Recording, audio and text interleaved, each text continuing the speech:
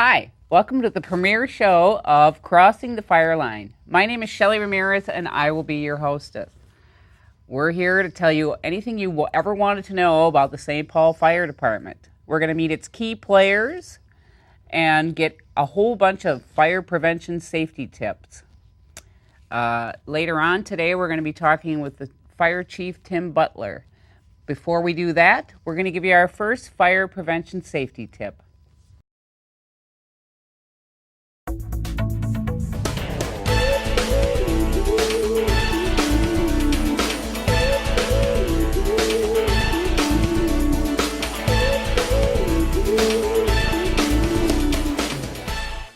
I want to talk with you today about smoke detectors and carbon monoxide detectors. It's probably no surprise to you that 3/4 of the people who've died in fires are in homes without working smoke detectors. Emphasize working smoke detectors. They might even have smoke detectors, but the batteries have been taken out or they're dead and they don't work. A smoke detector should be put outside and inside of each room used for sleeping. And there should be one on each level of the home. And test them at least monthly to make sure they work. Also carbon monoxide detectors, and we prefer the ones with a digital readout, like I'm showing you here. These should be put outside of each room used for sleeping because carbon monoxide is an odorless, colorless gas that can sneak up on you in the middle of the night and you'll never wake up. So this has been a 60-second fire prevention update. Welcome back to Crossing the Fire Line. Today we're here with Fire Chief Tim Butler. Hi, welcome Tim. Thanks, Shelley. Say, how did you come up with this idea for this program?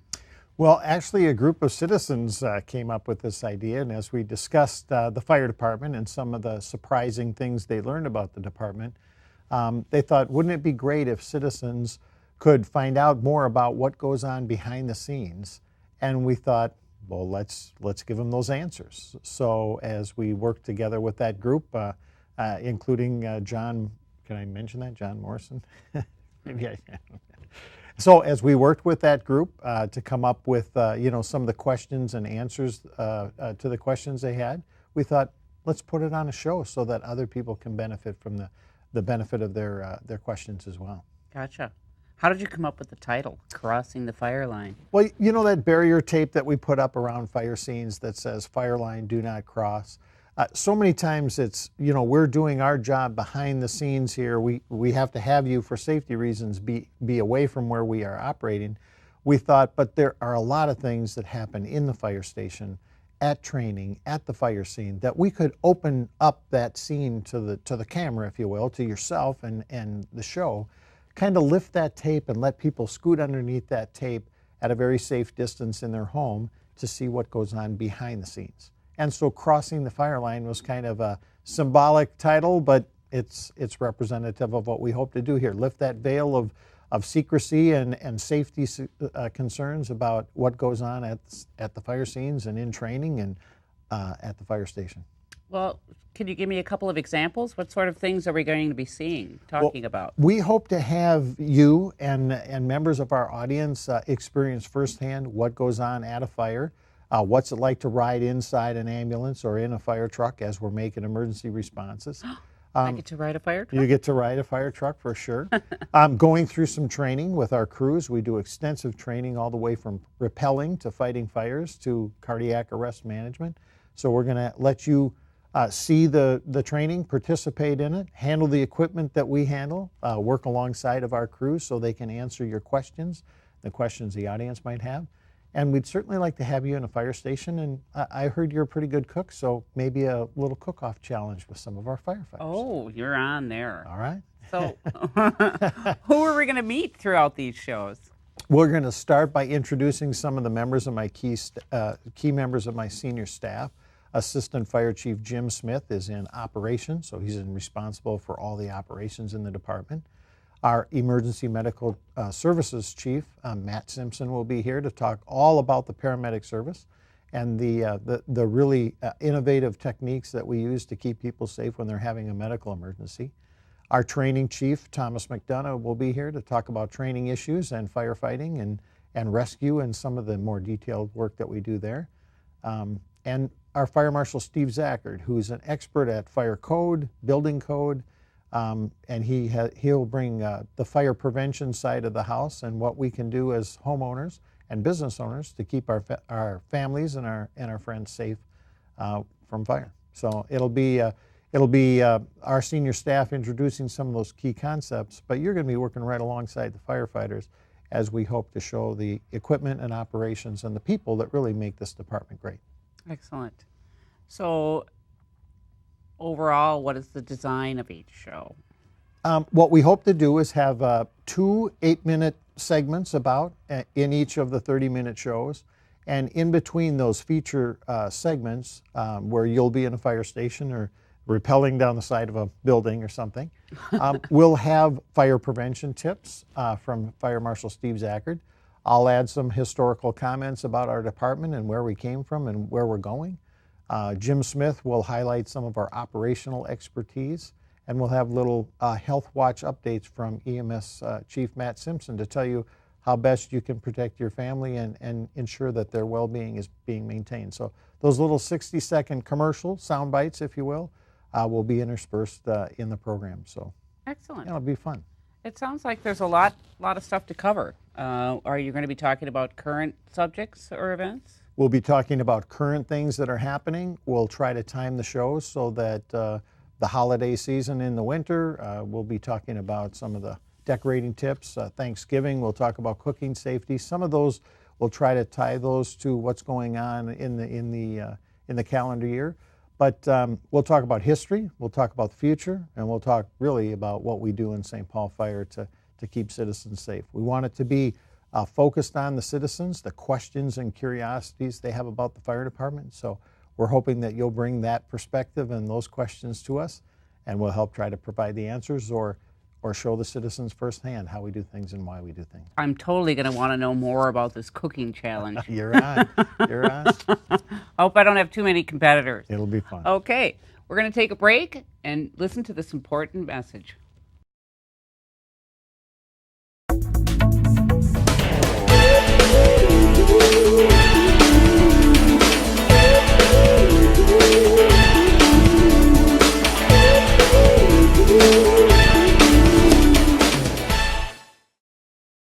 Hello, my name is Matt Simpson, Deputy Chief of EMS for the St. Paul Fire Department. I'm here to talk with you today about strokes, otherwise known as CVAs or cardiovascular accidents.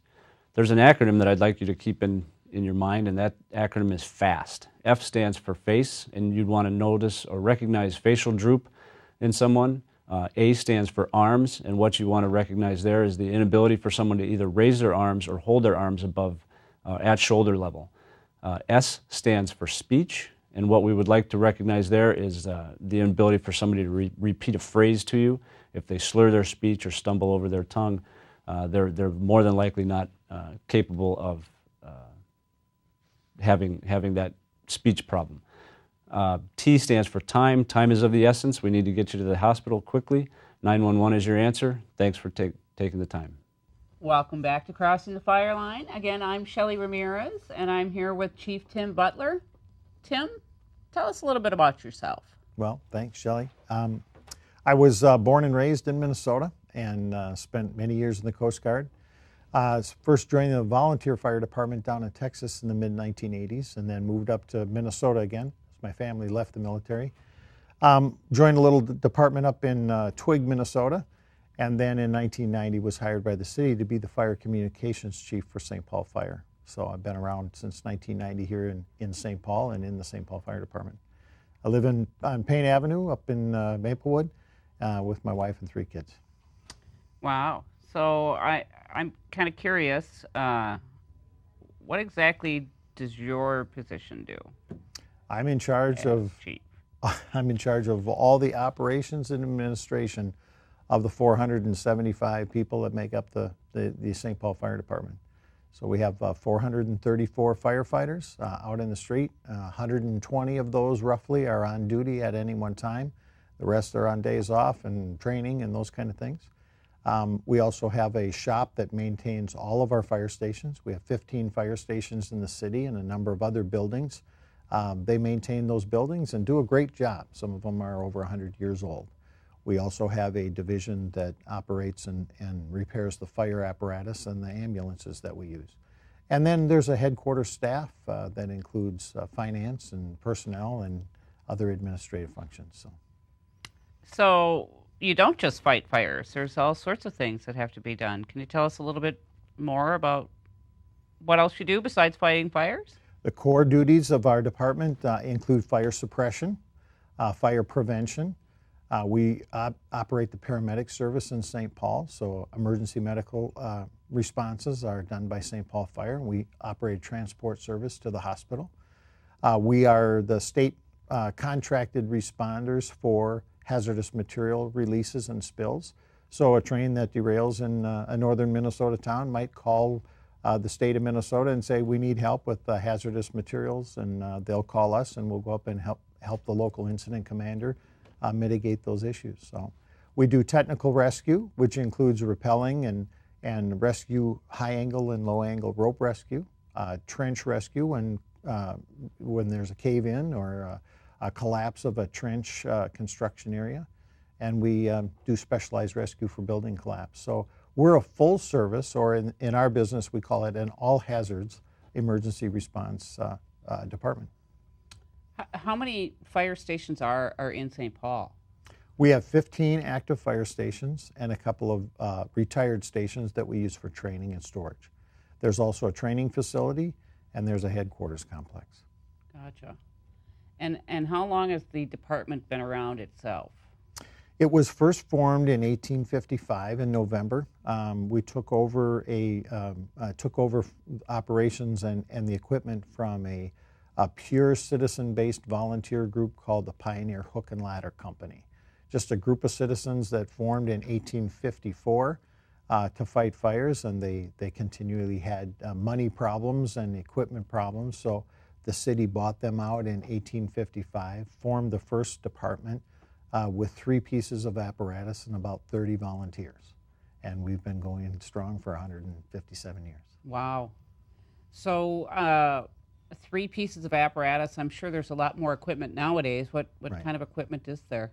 Well, we operate over 50 pieces of specialized equipment, all the way from ambulances to specialized rescue trucks to marine boats for firefighting on the river and in the lakes, ladder trucks and engine companies, and hopefully we'll get into some of the details of what those companies and what those pieces of equipment do in future shows. We'll show you how they operate.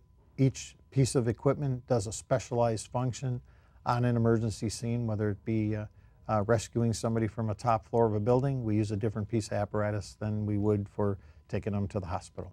So. Wow. I'm kind of curious myself. Is there any particular season that has more fires than others? I'm thinking with the weather being so hot. Right. I don't know if extra air, or is that something that happens more in the winter because of Christmas trees, or? That's a great question. And it comes and goes with the season. We see a seasonal uptick in fire incidents of fire in the summertime, and that's because a lot of kids are out of school. There's a more mischievous kind of arson and misbehaving kind of fires, trash cans and garages that get lit on fire just because they don't have a lot of things to do. Thanks to our Parks and Rec department and some of the other things going on in St. Paul, they're a little bit more active in constructive endeavors. In the winter, we do see a pretty good increase in the numbers of fires because there's alternative heating sources that are going on. People are using space heaters and candles, and as you mentioned, holiday decorations and those things. So the most deadly fires in St. Paul have happened in those winter months of, November to February time frame. They can certainly happen at any time, but it comes and goes with the season and also the time of day. We see a lot of fires in the cooking hours. Most of our fires in St. Paul and around the state and nation are caused by inattentive cooking. And so we see a lot of those from the dinner hour from 5 o'clock until 8 o'clock in the evening. And again, in the morning hours when people are cooking breakfast and things like that. Excellent. Well, I'm sure in the upcoming episodes we're going to learn all sorts of new things about different things on how to prevent those fires. You bet. Mm-hmm. At this point, we're going to show you another fire prevention tip, so stay tuned and we'll be right back.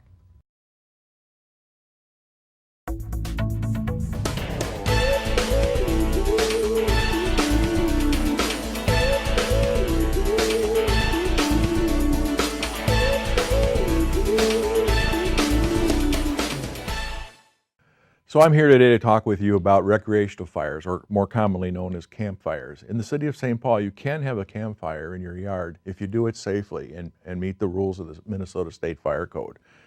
It can't be more than 3 feet wide, 2 feet high, only sawn wood from trees, no branches, no leaves, no trash. If it's on the ground, it needs to be 25 feet away from a building or other combustibles.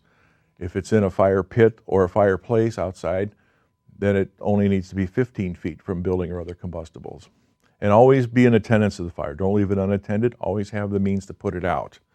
And if the smoke is bothering the neighbors, that's a public nuisance and the fire should be put out then too. And if you want to know more about it, just go to the St. Paul Fire Department's website and there's a fact sheet of the 10 or so conditions you need to follow. This has been a 60-second fire prevention update for you. Hi, welcome back. I'm Shelley Ramirez, your host for Crossing the Fire Line. I want to thank everyone for tuning in today. I want to give a special thanks to Fire Chief Tim Butler for taking time out of his busy schedule to come and talk with us. He'll be on some future episodes, I hope.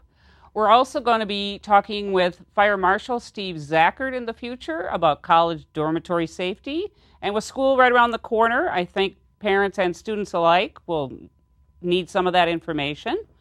We'll be talking with EMS Chief Matt Simpson. He's going to give us some information on how to recognize some of the symptoms when somebody's having a stroke. The cooking challenge is on, as far as I'm concerned. And I'm also hearing that some of these guys and gals throw an annual calendar together, and I want to find out more about that. Lots of fun stuff coming up. And before we go, though, I want you to listen to Fire Chief Tim Butler one more time about Minnesota Historical Memorial for Firefighters. Thanks again for watching Crossing the Fire Line. Since 1854, 208 firefighters have been killed in the line of duty in Minnesota. 62 of these fallen heroes served as firefighters on the St. Paul Fire Department. These men and women paid the ultimate price for their willingness to serve their community and their neighbors. On September 30th, 2012, a new statewide Fallen Firefighters Memorial will be dedicated on the Capitol grounds to honor these men and women. The event is open to the public and it's free.